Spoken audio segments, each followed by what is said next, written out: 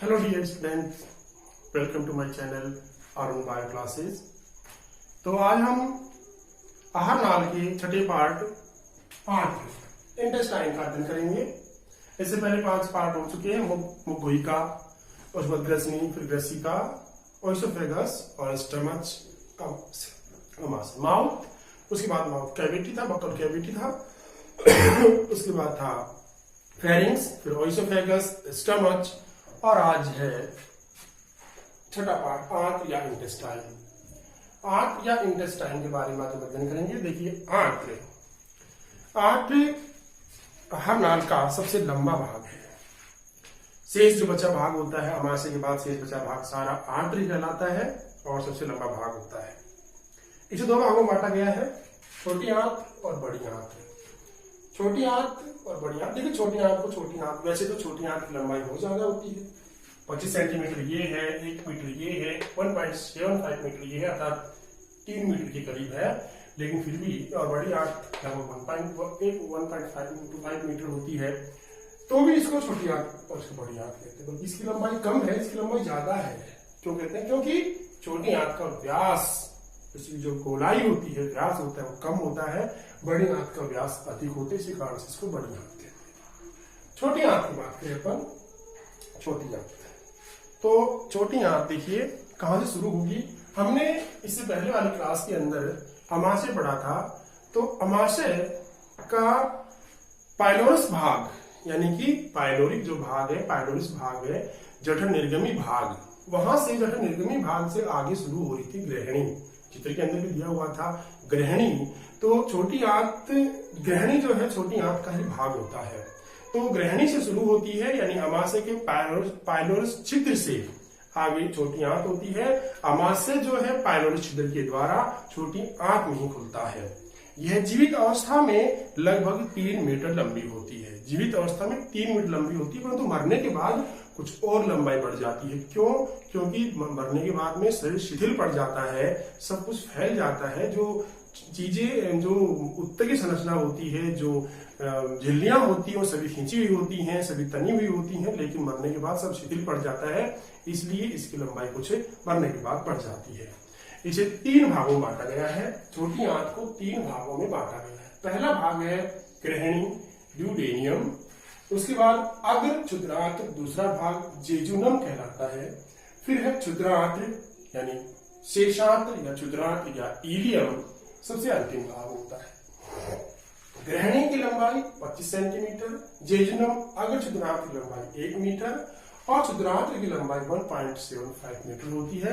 इस प्रकार से कुल 3 मीटर यानी 3 मीटर की लंबाई होती है। सबसे पहले बात करें हम ग्रहणी की, तो देखिए ग्रहणी की बात करें हम, तो यहां पर हम छोटा सा एक डायग्राम ड्रा करते हैं इसका अमाशय का।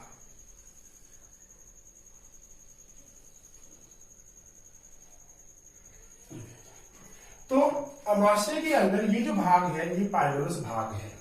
इसके बाद में ये जो यू आकार की नली बनती है, इस प्रकार से यू आकार की नली होती है, चौड़ी यू आकार की नली होती है, 25 सेंटीमीटर लगभग होती है यू आकार की नली, जिसे ग्रहणी या ड्यूडेनियम कहा जाता है।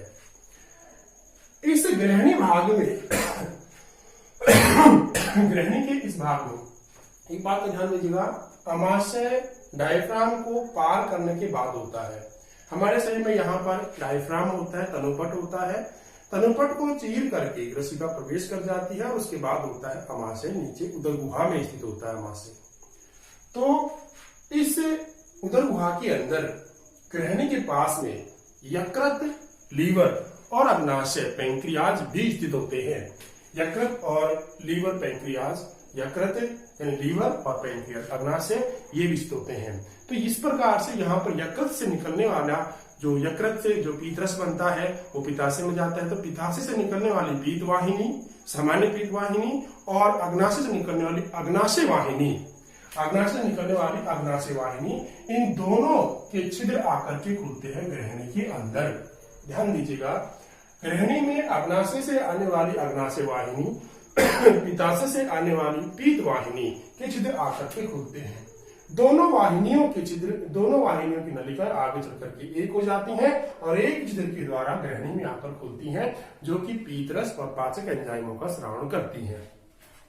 यहां पर इस ग्रहणी भाग में ही, इस ग्रहणी भाग में इन छिद्रों को, इस छिद्र को जो कि पीतवाहिनी और अग्नाशय वाहिनी का छिद्र आकर के मिलता है, उस छिद्र को नियंत्रित करने के लिए, अर्थात वो छिद्र कब खुले और कब बंद हो, इसको नियंत्रित करने के लिए यहाँ पर एक स्फिनेक्टर, एक अवरोधनी पाई जाती है। इसका नाम है ओडाई की अवरोधनी या ओडी की अवरोधनी। ये इंपॉर्टेंट है, इसको आप नोट कर लीजिएगा, आपके नोट्स में दिया भी हुआ है। अवरोधनी, ओडाई की अवरोधनी या ओडी, स्फिनेक्टर ऑफ ओडी या ओडाई की अवरोधनी पाई जाती है। ध्यान दीजिएगा, ग्रहणी भाग के अंदर सामान्य पीतवाहिनी और अग्नाशय वाहिनी का छिद्र आकर के मिलता है। इस छिद्र को नियंत्रित करने वाली अवरोधनी ओडाई की अवरोधनी पाई जाती है। ये था ग्रहणी। अगला पार्ट है इसका जेजुनम आगर क्षुद्रांत्र, छोटी आंत का दूसरा भाग आगर क्षुद्रांत्र। छोटी आंत का द्वितीय भाग वह मध्य भाग है। जेजुनम छोटी आंत का द्वितीय वह मध्य भाग है, जो लगभग 1 मीटर लंबा होता है। तीसरा पार्ट है क्षुद्रांत्र या इलियम।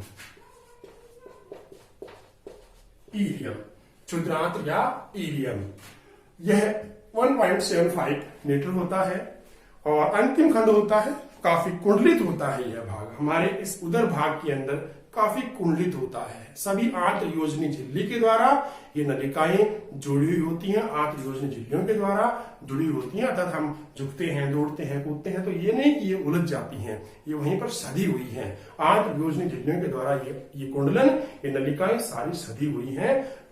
क्षुद्रांत्र जो है ज्यादा कुंडलित भाग होता है। अब इस प्रकार से क्षुद्रांत्र का हम बाह्य अध्ययन किया हमने कि छोटी आंत के 3 भाग होते हैं। छोटी आंत लगभग 3 मीटर होती है जीवित अवस्था के अंदर, और मरने के बाद शिथिल होने के कारण इसकी लंबाई बढ़ जाती है। इसके 3 भाग है। ग्रहणी 25 सेंटीमीटर, जो कि अमाशय के फाइबरस भाग से शुरू होती है और यू आकार की होती है। इसमें ग्रहणी के अंदर ओडाई की अवरोधनी पाई जाती है, जो कि सामान्य पीतवाहिनी और अग्नाशय वाहिनी के छिद्रों का नियंत्रण करती है। उसके बाद जेजुनम आगर क्षुद्रांत्र मध्य भाग छोटी आंत का 1 मीटर, और फिर क्षुद्रांत्र इलियम छोटी आंत का सबसे अंतिम भाग होता है, अधिक कुंडलित होता है। आंत्र योजन झिल्लियों के द्वारा ये सभी सधे हुए होते हैं, जुड़े हुए होते हैं, और इसकी लंबाई 1.75 सेंटीमीटर होती है। अंतिम भाग होता है। इसके बाद आता है आंत की आंतरिक संरचना, छोटी आंत की आंतरिक संरचना। छोटी आंत की आंतरिक संरचना देखिए, छोटी आंत की आंतरिक संरचना। तो जिस प्रकार से ग्रसिका में, उसके बाद में अमाशय में जो स्तर पाए जा रहे थे, 4 स्तर, अर्थात छोटी आंत भी एक पाइप लाइक संरचना है, एक नलिका समान संरचना है। तो इस नलिका को, यानी ये नलिका है, इस नलिका को हमने ऐसे काटा, और नलिका के अंदर काटने पर हमको ऐसे दिखाई देगी, ये सामने से हम देखेंगे तो ऐसे दिखाई देगी। इसके अंदर स्तर पाए जाते हैं, अर्थात अंदर से बाहर से अंदर की ओर स्तर पाए जाते हैं। सॉरी, ये अंदर का स्तर जो है हमें कभी भी गोल नहीं बनाना चाहिए, क्योंकि ये स्तर गोल नहीं होता, ये इस तरह से होता है। तो इसके अंदर स्तर पाए जाते हैं। इन स्तरों का हम अध्ययन करेंगे। अर्थात हम आंत का इतना सा हिस्सा काट करके इसको, ध्यान दीजिएगा, हम जब भी किसी भी नलिका के अनुप्रस्थ काट का अध्ययन करते हैं तो उसको बहुत विस्तृत रूप से अध्ययन करते हैं, बहुत बड़ा माइक्रोस्कोप से बहुत बड़ा देख करके फिर अध्ययन करते हैं। वहां पर हमें उस पूरे गोलाई का डायग्राम नहीं बनाना होता, हम उसके छोटे से भाग का अध्ययन करते हैं। तो 4 स्तर होते हैं, पहला, दूसरा, तीसरा, चौथा, और इस छोटे से भाग का हम अध्ययन कर रहे हैं। तो ध्यान दीजिएगा, ये छोटा सा भाग हमने काट करके यहाँ बड़ा करके बना दिया है। फिर ध्यान दीजिएगा, छोटी आंत जो गोलाई में होती है, गोल होती है, उस गोल छोटी आंत को हमने इस प्रकार से अनुप्रस्थ काट काटा, और इस अनुप्रस्थ काट को सामने से देखेंगे तो गोल इस प्रकार से दिखाई देगी। इसके अंदर 4 स्तर पाए जाते हैं। ये 4 के 4 स्तर होंगे। आंतरिक स्तर कुछ वलित होता है, अंगुली के समान प्रबल होते हैं। इस काट का हमने एक टुकड़ा छोटा सा काट के बहुत बड़ा करके देखा, तो उसके अंदर हमें कुछ भाग दिखाई दिए, और उसका इस छोटे से भाग का विस्तृत डायग्राम यहाँ पर है। तो आप इस चित्र पर ध्यान दीजिएगा। अब यहाँ पर तो ध्यान दीजिएगा, छोटी आंत की आंतरिक संरचना में, छोटी आंत की आंतरिक संरचना के अंदर वही 4 स्तर पाए जाते हैं, जो कि अमाशय में, ग्रसिका में पाए जा रहे थे। जैसे कि पहला स्तर लसिका शिरोसा, दूसरा पेशी स्तर, तीसरा अधश्लेष्मिका स्तर, उसके बाद श्लेष्मिका स्तर, ये 4 स्तर पाए जाते हैं। यही स्तर अमाशय में भी थे, ग्रसिका में थे। देखिए इन स्तरों को बार बार अध्ययन करने की बजाय अच्छी बात है कि आप पहले ग्रसिका के अंदर इसका अध्ययन अच्छी तरह से कर लें, ताकि आपको बार बार इनके बारे में रटना ना पड़े। ध्यान देने योग्य बात है ये, ठीक है। तो इसका पहला भाग है शिरोसा, लसिका या शिरोसा। यह वही है जो पहले अमाशय में था कि यह पेरिटोनियम स्तर होता है, पेरिटोनियल स्तर होता है, पतली झिल्ली के रूप में हो, तो लसिका पतली झिल्ली के रूप में यह पाया जाता है। दूसरा है पेशी स्तर। अब ध्यान देना, अगर आपको थोड़ा सा ध्यान हो, अमाशय के अंदर मैंने पेशी स्तर जो बताया था आपको, अमाशय का यानी अमाशय स्तंभ पहले वाला, उसमें पेशी स्तर जो था वर्तुल पेशी स्तर था, वर्तुल पेशी स्तर था, अनुदैर्घ्य पेशी स्तर था। लेकिन आंत्र के अंदर इनके अलावा एक तिर्यक पेशी स्तर भी होता है, अर्थात तिरछा। वर्तुल देखिए, वर्तुल पेशी स्तर ऐसे होगा, अनुदैर्घ्य इस प्रकार से होगा, और जो तिरछा होता है वो इस तरह से होता है। यानी आंत्र में तिर्यक पेशी स्तर पाया जाता है, आंत्र के अंदर तिर्यक पेशी स्तर पाया जाता है। इसके अंदर वर्तुल पेशी स्तर, अनुदैर्घ्य पेशी स्तर आपस के अलावा तिर्यक पेशी स्तर भी होता है। उसके बाद आता है इसका दूसरा स्तर अधश्लेष्मिका स्तर। अधश्लेष्मिका स्तर अमाशय में भी इंपोर्टेंट था, काफी ग्रंथियां थी उसमें, जठरे ग्रंथियां थी। ग्रसिका के अंदर भी रुधिर वाहिनी थी, लसिका वाहिनी थी, तंत्रिका तंतु थे, कोलेजन तंतु थे, प्रत्यास्त्रचय तंतु थे, ये सभी थे। तो यहाँ पर भी अधश्लेष्मिका स्तर आंत्र की भी काफी इंपोर्टेंट है, ध्यान दीजिएगा। आंत्र की अधश्लेष्मिका स्तर का, अधश्लेष्मिका स्तर देखिए, अधश्लेष्मिका स्तर जो कि पेशी स्तर से नीचे पाया जाता है, अधश्लेष्मिका स्तर, छोटी आंत का अधश्लेष्मिका स्तर सुविकसित होता है, काफी विकसित होता है, सुविकसित होता है। और इसके अंदर 2 प्रकार की ग्रंथियां पाई जाती हैं, एक होती है साधारण ग्रंथियां और दूसरी होती है ब्रूनर ग्रंथियां। पहला क्या है, साधारण ग्रंथियां, और दूसरी है ब्रूनर ग्रंथियां। साधारण ग्रंथियां जो है वो कहाँ होती हैं, देखिए आप एक बार देखिए, ये स्तर है पहला शिरोसा स्तर या लसिकुला स्तर।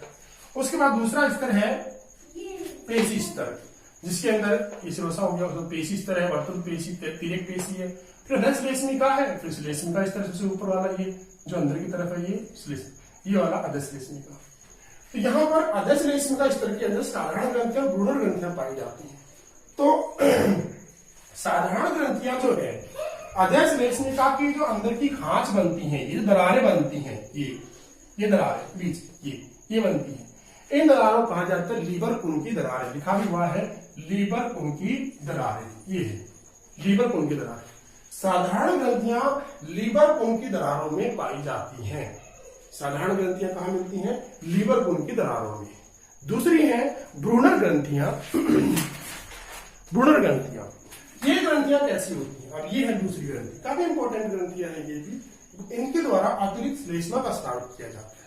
देखिए ब्रूनर ग्रंथियां ये शाखित ग्रंथियां होती हैं, और ब्रूनर ग्रंथियां जो हैं वो छोटी आंत के 3 भाग बताए, कौन कौन से, ग्रहणी, फिर जेजुनम, फिर शेषांत या इलियम, ठीक है, ये 3 भाग। ब्रूनर ग्रंथियां केवल ग्रहणी की अधश्लेष्मिका में ही पाई जाती हैं, छोटी आंत के संपूर्ण भाग में नहीं मिलती। ग्रहणी की अधश्लेष्मिका स्तर के अंदर ही ब्रूनर ग्रंथियां पाई जाती हैं। ये ब्रूनर ग्रंथियां अतिरिक्त श्लेष्मा का स्राव करती हैं, जिसका क्योंकि ग्रहणी के अंदर भोजन कहां से आता है, डायरेक्ट अमाशय से आता है, और अमाशय के अंदर भोजन HCl के कारण से अधिक अम्लीय होता है। इस अम्लीय माध्यम युक्त भोजन से कहीं ग्रहणी की दीवारें खराब ना हो जाए, नष्ट ना हो जाए, इसके लिए यहाँ पर अतिरिक्त श्लेष्मा का स्राव किया जाता है। ये अतिरिक्त श्लेष्मा का स्राव ब्रूनर ग्रंथियों के द्वारा किया जाता है। तो ध्यान दीजिएगा एक बात की और भी, कि ब्रूनर ग्रंथियों के द्वारा स्रावित पदार्थ और लीवर पुन की दरारों के द्वारा स्रावित पदार्थ दोनों आपस में, क्योंकि ब्रूनर ग्रंथियों के स्राव महीन पतली वाहिनियों के द्वारा लीवर पुन की दरारों में ही छोड़ती हैं। ब्रूनर ग्रंथियां अपने स्राव को महीन पतली वाहिनियों के द्वारा लीवर पुन की दरारों में अपने स्राव को छोड़ देती हैं। इस प्रकार से लीवर पुन की दरारों में स्रावित पदार्थ और ब्रूनर ग्रंथियों के द्वारा स्रावित पदार्थ आपस में मिलकर के आंतरीय रस का निर्माण करते हैं। आंतरीय रस बनाते हैं, गैस्ट्रिक जूस बनाते हैं। ये आंतरिक रस जो है एक प्रकार से भोजन को पचाने के लिए आवश्यक होता है। इसमें बहुत विभिन्न प्रकार के पाचक एंजाइम होते हैं। तो भ्रूण ग्रंथियां और लीवर को उनके द्रावक से स्रावित पदार्थ दोनों आपस में मिल जाते हैं तो बनाते हैं आंतरिक रस। इस प्रकार से ये दो ग्रंथियां मिलती हैं अलग श्लेष्मिका स्तर के अंदर। तीसरा स्तर आता है, चौथा स्तर आता है श्लेष्मिका स्तर या म्यूकोसा लेयर। म्यूकोसा, ये सब म्यूकोसा, ये म्यूकोसा लेयर। अब ये म्यूकोसा लेयर भी यहाँ पर काफी इंपॉर्टेंट है। देखिए, छोटी आंत की श्लेष्मिका में अनेक वर्ताकार वलन पाए जाते हैं। ये वलन इस प्रकार से वर्ताकार, ये हो गए गोल में, इस प्रकार से वर्ताकार वर्ण पाए जाते हैं। बहुत सारे वर्ण होते हैं, अंगुली के समान ऐसे प्रवर्ध होते हैं, ऐसे अंगुली के समान प्रवर्ध होते हैं, वर्ताकार प्रवर्ध होते हैं। इन वर्णों को चंद्रार्ध वलन कहते हैं। चंद्रार्ध या क्रेंक्रिंग वलन कहा जाता है। चंद्रार्ध वलन या क्रेक्रिंग वलन कहा जाता है, क्रेक्रिंग वलन कहते हैं। इन वलनों पर अंगुली के समान प्रवर्ध, ये बड़े बड़े प्रवर्ध अंगुली के समान प्रवर्ध पाए जाते हैं। इन प्रवर्धों को रसांकुर कहा जाता है। क्या कहते हैं? रसांकुर, विलाई, रसांकुर या विलाई कहा जाता है। ध्यान दीजिएगा, आंत के अंदर अंतर्वलित हो जाती है अंदर से आंत, और इस कारण से उसके अंदर क्रेंक्रिंग वलन बन जाते हैं या चंद्रार्ध वलन बन जाते हैं। इन वलनों पर अंगुली जैसे उभार पाए जाते हैं। इन उभारों को विलाई या रसांकुर कहा जाता है। विलाई या रसांकुर कहते हैं। इन रसांकुरों पर, अब इन रसांकुरों के ऊपर भी, रसांकुर जो है, इन रसांकुरों के साथ साथ में लसिका वाहिनी, रक्त वाहिनी भी मौजूद होती हैं। लसिका वाहिनी, रक्त वाहिनी भी पाई जाती है, क्योंकि रसांकुर भोजन के अवशोषण में भाग लेते हैं। भोजन का अवशोषण होता है, जो भोजन आहार में पचता जाता है, जो भोजन जूस बन जाता है, रस बन जाता है, उस भोजन का अवशोषण रसांकुरों के द्वारा किया जाता है। तो इस रसांकुर के अंदर उस भोजन के रस को रसांकुर से अंदर रक्त में डाला जाता है, लसिका में डाला जाता है। तो रक्त वाहिनी, लसिका वाहिनी इन रसांकुरों के पास में पाई जाती है। रसांकुरों के ऊपर लगभग 1 म्यू लंबे सूक्ष्म अंकुर पाए जाते हैं, और इनकी जो संख्या होती है, देखिए रसांकुरों के ऊपर 1 म्यू लंबे और लगभग 1000 की संख्या में, एक रसांकुर के ऊपर 1 म्यू लंबे 1000 की संख्या में सूक्ष्म अंकुर पाए जाते हैं। सूक्ष्म अंकुर अर्थात माइक्रोविलाई, सूक्ष्म अंकुर अर्थात माइक्रोविलाई पाए जाते हैं। सूक्ष्म अंकुर ये सूक्ष्म अंकुर भोजन का अवशोषण करते हैं। इस सूक्ष्म अंकुरों के कारण से यहाँ पर बारीक बारीक सूक्ष्म अंकुर होते हैं, 1000 की संख्या में होते हैं, जो कि मिलकर क्या बनाते हैं? ब्रूस बॉर्डर बनाते हैं। ब्रूस बॉर्डर बनाते हैं। इस ब्रूस बॉर्डर का काम भोजन के अवशोषण करना होता है। तो ध्यान दीजिएगा, छोटी आंत के अंदर, छोटी आंत में अंगुली के समान ये प्रवर्ध प्लस में रसांकुर, फिर इसके ऊपर सूक्ष्म अंकुर। अंगुली के समान प्रवर्ध हो गए, उस क्रेंक्रिंग वलन हो गए, पहले तो वलन हो गए क्रेंक्रिंग वलन, उसके बाद अंगुली के समान प्रवर्ध ये रसांकुर हो गए। रसांकुर के बाद में इनके मिलने वाले छोटे छोटे सूक्ष्मांकुर माइक्रोविलाई हो गए। ये सभी मिलकर के भोजन के अवशोषण का तल बढ़ा देते हैं। अर्थात भोजन का अवशोषण और पाचन सबसे अधिक छोटी आंत में होता है। ये भोजन के अवशोषण का तल जो है वो बढ़ा देते हैं। किस प्रकार से भोजन के अवशोषण का तल बढ़ता है वो देखिए आप। देखिए, कोई संरचना इस प्रकार से है, इस तरह से, कोई लाइन इस तरह से है, ठीक है। यही इतनी बड़ी मैंने ये बना, ठीक है। तो अब आप इसको खोलिए, मतलब इसको सीधा कीजिए, तो ये लगभग इतनी दूर में फैलेगा, ठीक है। और आप इसको सीधा कीजिए तो ये लगभग इतनी दूर में जाएगा। अब आप इस चीज को यहां पे डाल के छानोगे तो अधिक छनेगा, अर्थात अवशोषण अधिक होगा। और आप यहां डालोगे तो यहाँ छोटा, ये क्षेत्रफल छोटा है तो यहाँ पर कम छनित्र होगा, कम अवशोषण होगा। तो आंत का अवशोषण क्षेत्रफल बढ़ा देते हैं ये अंगुली के समान वलन, उसके बाद में इनके ऊपर रसांकुर, रसांकुर के ऊपर सूक्ष्मांकुर सभी मिलकर के आंत के ऑक्सीजन का क्षेत्रफल बढ़ा देते हैं, जिससे भोजन का अवशोषण आंत में अधिक से अधिक होता है। तो ये था आंत का आधे श्लेष्मिका के अंदर रसांकों की बात। इसके बाद है क्षुद्रांत के श्लेष्मिका स्तर में एकल या समूह में, इस श्लेष्मिका स्तर में एकल या समूह में लसिका ग्रंथियां पाई जाती हैं। एकल या समूह में लसिका ग्रंथियां पाई जाती हैं। इन लसिका ग्रंथियों को पेयर के समूह, पेयर के समूह यानी कि पैचेज ऑफ पेयर या पेयर के समूह कहा जाता है।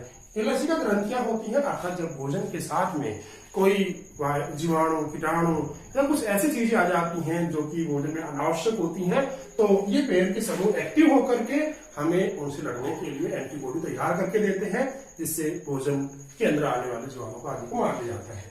पेयर के समूह होते हैं, पैचेज ऑफ पेयर्स होते हैं, लसिका गांठें होती हैं, लसिका ग्रंथियां होती हैं। इसके बाद में आंत्र वलित होकर, जो वलित होती है और नलिकाकार लंबी लंबी ग्रंथियां बनाती हैं, इन ग्रंथियों को लीवर कुंड की दरारें कहा जाता है। ये जो बनती हैं आंत्र वलित होकर के इस प्रकार की लीवर कुंड की दरारें बनती हैं। इस लीवर कुंड की दरारों के अंदर भी कई प्रकार की कोशिकाएं पाई जाती हैं। तो ध्यान दीजिएगा, लीवर कुंड की दरारों के अंदर ग्रंथियां पाई जाती हैं, कोशिकाएं पाई जाती हैं, लीवर कुंड की दरारें बनती है, आंत्र वलित होकर के अंदर की ओर ये इस प्रकार दरारें बनाती हैं। इन दरारों के अंदर 3 प्रकार की कोशिकाएं पाई जाती हैं। पहली होती है कलश कोशिका, आंतरीय कोशिका, दूसरा आंतरीय कोशिका। पहला कलश कोशिका, दूसरा आंतरीय कोशिका और तीसरा पेनेट सेल्स, पेनेट कोशिका या पेनेट सेल्स। ये 3 कोशिका होती है, कलश कोशिका, आंतरिक कोशिका और पेनेट सेल्स। इन तीनों का कार्य अलग अलग है। देखिए इस चित्र के अंदर आपको कलश कोशिका दिखा दे रखा है। यहाँ पर ध्यान दीजिएगा, ये गोल कोशिकाएं जो है इस प्रकार से, ये गोल कोशिकाएं जो है ये कलश कोशिकाएं हैं, यहाँ पर है, ये है। तो इसी प्रकार से इसके अंदर और भी आंतरिक और पेनेट कोशिकाएं भी पाई जाती है। तीनों के कार्य अलग अलग है। कलश कोशिकाओं के द्वारा श्लेष्मा का स्राव किया जाता है, श्लेष्मा का स्राव किया जाता है। आंतरिक कोशिकाओं के द्वारा जल और जल अपघट्य का स्राव किया जाता है। भोजन के अंदर पानी को मिलाने के लिए जल अपघट्य, इलेक्ट्रोलाइट्स जो होते हैं उनका स्राव किया जाता है। और पेनेट कोशिकाओं के द्वारा जीवाणु को नष्ट करने वाले एंजाइम लाइसोजाइम का स्राव किया जाता है। इसका लाइसोजाइम का,